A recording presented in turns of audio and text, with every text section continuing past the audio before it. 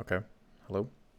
This is for those of you who want a basic tutorial for Qualtrics, how to create a new project and the tools and a bit of a guide you'll need to create your own questionnaire, survey, whatever you need for your experiment. So just a little disclaimer, this is kind of rough, one take thing. So I may stutter, have a few mishaps here and there. I'll correct myself if I notice it. If you have any questions, just let me know directly and I'll try and help you out as best I can. Just a brief outline of what I'm going to be talking about. Tell you how to create a new project, obviously. And I'm going to go over the tabs at the top that you'll need. I'll show you in a little bit what each of them does, or if you even need them or not, how you might want your survey structured, and I'll go over the types of questions you can use and the layout of your entire project, right? So first of all, you need to know how to create your first project. So all you're going to do is click the Create New Project button up here in the top right, and it'll have a lot of templates ready for you. You can filter through them, see if any of them catch your eye. If none of them are exactly what you're looking for, at the top it should have a create your own kind of survey here, or you can click at the top right if you think it'll help you, and it'll give you just kind of a basic blank slate to work with. I actually already made one for the sake of this tutorial, so we'll go ahead and look at that. Just ignore anything that you see that might confuse you. So first I'm going to go over the tabs at the top. Your survey tab is your entire survey, all the questions you have separated into blocks or individual questions. This is where you can change the appearance, how it flows, how you want your survey to be seen, how it stores data, and then just a quick tools, how you can import, export, print it if you need to, things like that. Your actions tab, don't worry about that, you're not going to need it. I honestly don't know what it does in its entirety. I don't touch it, so don't worry about that. Your distributions is how you plan to distribute your project. Kind of straightforward. For those of you who are using Sona, you're going to be using the single reusable link option. It goes into a little more detail in these tabs if you really need to. They're all kind of the same. If you're linking it to Sona, I'm not going to go over that in detail here. Actually, I'm not going to go over it at all. It's kind of complicated and it's a case-by-case basis. So if you need help with that, just let me know individually. Your data and analysis tab is going to show you all of the individual responses for each participant. So if you have a participant, it'll show you everything they put as their responses. It'll even include how long it took them. If you tell it to their IP address, when they accessed it, when they finished it, each individual response, what they saw, what they didn't see, things like that. It's just a real detailed report. Then your reports tab is your kind of overall statistics, your minimum, maximum scores, your average, your standard deviation, things like that. All of this, whenever you go to export your data, will actually be shown, or you can well, it won't be shown, but you can calculate it yourself. So this is just kind of basic rundown of all the tabs. So we're going to go back to survey. I'll go over each of the tabs below. So the look and feel is just basic appearance of your project. You don't really have to mess with it if you don't want to. It's completely optional. If you want it to say Lamar University, in the case of my school, you can go ahead and click that. Again, it's not required. I honestly wouldn't worry about it unless you just really want to represent Lamar. Your survey flow, I will actually go into detail towards the end about this. This is really important. It's how the survey or project question, whatever you have, is actually seen by the participant and what they do and do not see on a general overview basis. Your survey options is kind of like your security, protection, things like that. I'll tell you a couple of things you should and can have on your survey if you need it. You can have your back and save and continue if you want people to be able to change their answers or come back to it if it's super long. Completely optional. You can change your language, your survey title right below that, and meta description if you need it. There's most things you select in Qualtrics will have kind of a short description right next to it, or it'll give you a visual representation of what it could look like as an example. A couple of things you will need under survey protection. You will need by invitation only selected. That way random people can't take part in your survey. It would completely eliminate any internal validity or actually external validity that you may have. You also need prevent indexing, so any search engine can't kind of save their information, as well as securing participants' files to better represent confidentiality and anonymity in responses. You can add expiration date if you want to. You can do it in Sona if that's where you want people to sign up for, which for us, that's how it works. Redirect to a full URL. This is especially helpful if you're wanting to automatically apply credit from Sona systems. You'll also, it's not required if you want to manually add credit, but I would definitely look into that. Again, I'm not going to go into automatically applying credit to Sona and all that. That's a completely different time. Then you have inactive surveys and partial completion. You don't really have to worry about that if you don't want it. So go ahead and save those options if you haven't changed those already. Tools, like I said, I actually haven't gone over tools. It's a brief, kind of quick access for some things like importing and export if you need to print it, things like that. So overall, your survey is divided into blocks, and each of those blocks can have X amount of questions or text, pictures, whatever you need in each of them. So to add a block, your default survey should automatically have a block given to you. If you need to add one, you can always just click the add block button. It's at the bottom of any block you have currently. Or you can go to block options and there should be add block below. You can also copy blocks if you need to, if you have a bunch of questions and you don't want to retype them all out one by one. You can also manually move them up and down if you put them in the wrong order.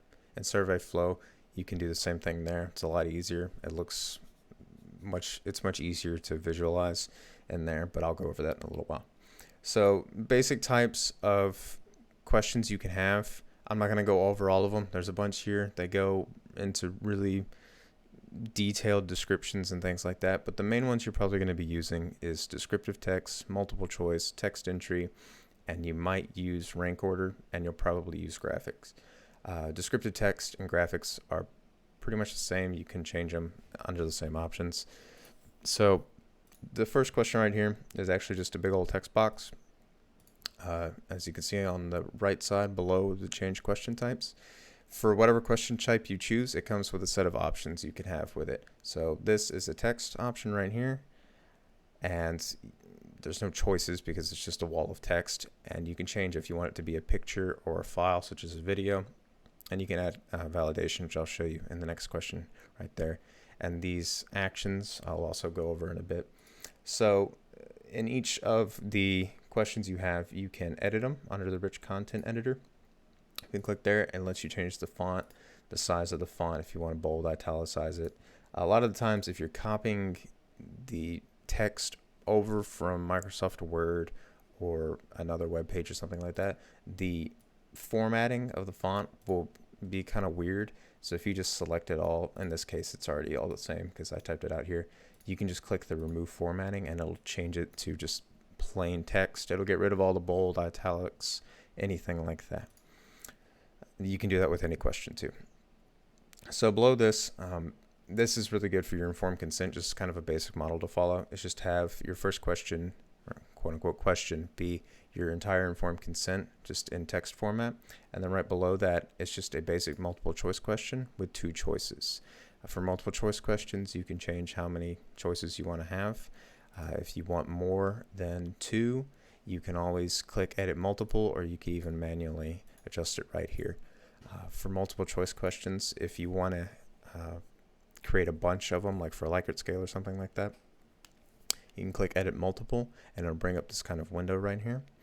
each line represents a different choice. So if you want to have, let's say you want to have yes, no, and then maybe. So you just press enter, type whatever you want the third response to be, and boom, it appears right there. If you want to get rid of one, maybe you added an extra one, just delete the entire line and you're good to go. Whenever you're finished, you can just click done, and then it'll put it exactly as you want it. For multiple choice questions, there's some kind of visual things. You can have it to where it's single answer, multiple answer, if you want them to be able to select more than one. You can also change it if you want it to be horizontal or vertically shown. I personally like, for Likert scales, I like it to be horizontal, just to represent kind of a line, essentially. Forced response, I would recommend putting this on all of your questions. It's up to you, really.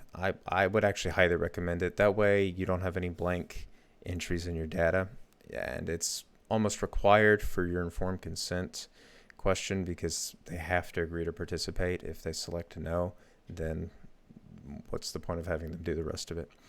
So for questions, if you want them to select a certain answer, in this case, it's only valid for the informed consent, you're going to go under validation type and you're going to click custom validation. If you don't want any validation, just click the none option. It should already be default to that. So you'll click custom validation and it'll come up with just kind of a logic statement basically. So validation will pass if the following condition is met.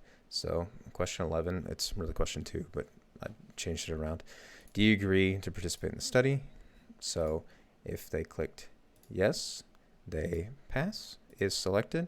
You can do it no is not selected. If you want to do it the other way, it really doesn't matter. So is selected, and below that it'll have what will happen if they fail a validation. So if you want to make your own, you just go to your library and it'll have a new message option down there. You'll make your own message and then make sure it's validation failed, right? So whenever you go into the preview and click preview up here at any time, I would highly recommend doing that while you're building your survey. Highly recommend, that way you see exactly what they're seeing. It has both desktop and mobile format. Mobile formatting is optional. You can turn it off if you want to. I mean, if it's not mobile friendly, I would highly recommend you turn it off. So for validation, I turned the validation on here. So if I click no, it should pop up validation failed, right?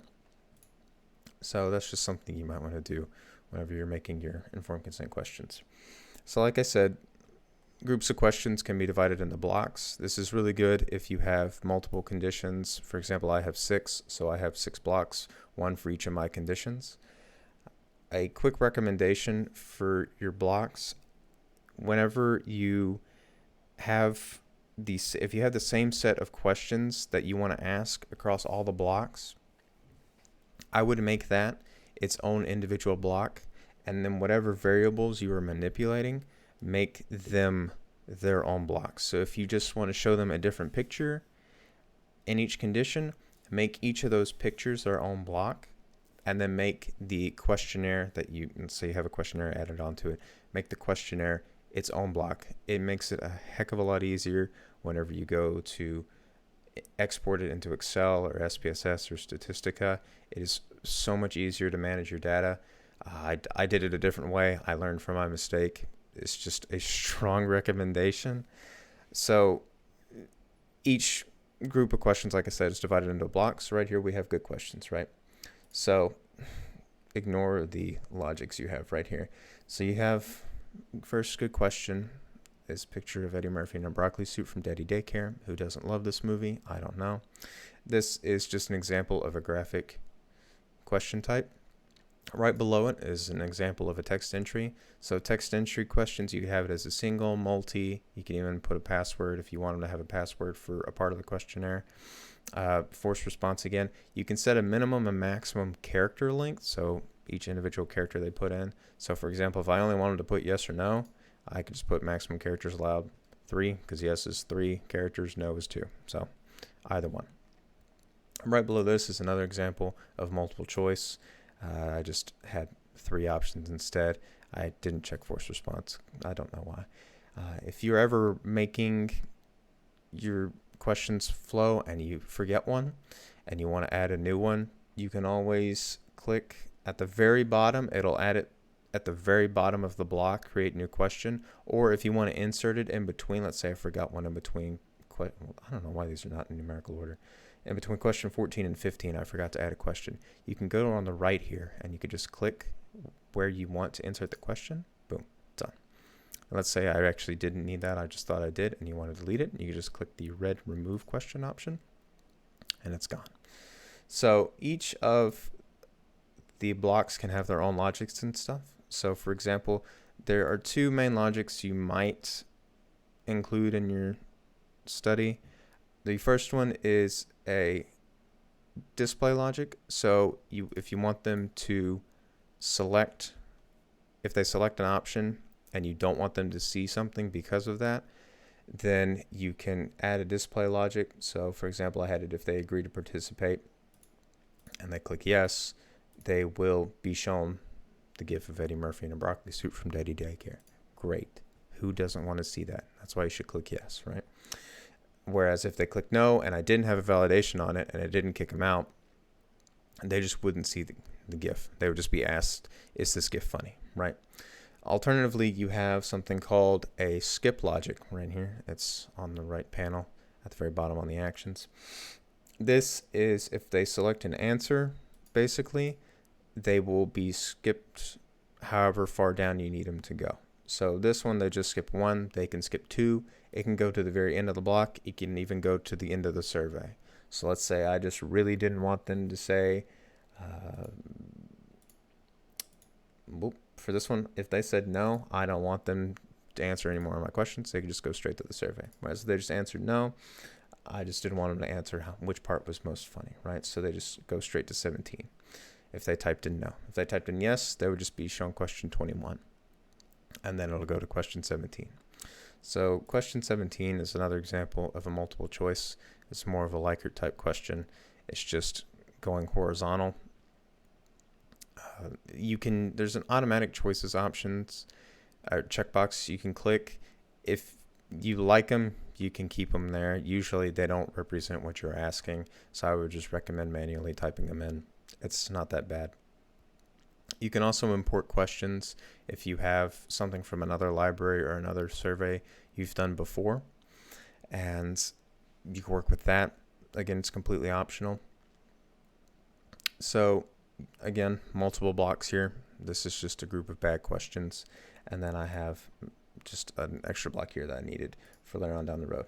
So whenever you are finished with your survey, I would recommend finishing the layout of your survey first, and you want to change how the survey flows. So let's say you don't want everybody to see all of the blocks you have. For example, you have, like I said earlier, you have different conditions, right? So you only want to see one condition per person, right? So on survey flow, you're going to go there, and you can go ahead and just look at this. There's two things you really need. There's the randomizer and the embedded data. This is only for if you are linking automatic credit from Sona. If you are doing it, put it at the end of your survey, just before the end of survey element. That way they aren't granted credit at the beginning. So if they go through the informed consent, right, you'll automatically grant them credit, and then they could just back out and not finish your study, and they'll still be granted credit. So please put it at the end of the survey flow. So in this example, I need to only present either the good or bad questions to an individual. So what I do is to show you how I added this. All you can do is just add below. That just puts it directly below whatever you have, or you can just add it at the bottom and move it wherever you want. And it asks you what you want to add. I click the randomizer option, and I'm going to get rid of this because I already have it on there. And what I did is I put the block that had the good questions and the block that had the bad questions, and I inserted under that. To insert it, all you do is just click and drag the move, and wherever the green bar is where it'll be placed. So if I wanted it underneath the randomizer, just make sure it's right below there or right there. If I wanted it out or above, it's right there. This is another good way to just move blocks in general. I would highly recommend it. So it'll ask you how many you want to present. If you only want people to see one condition, you just type 1.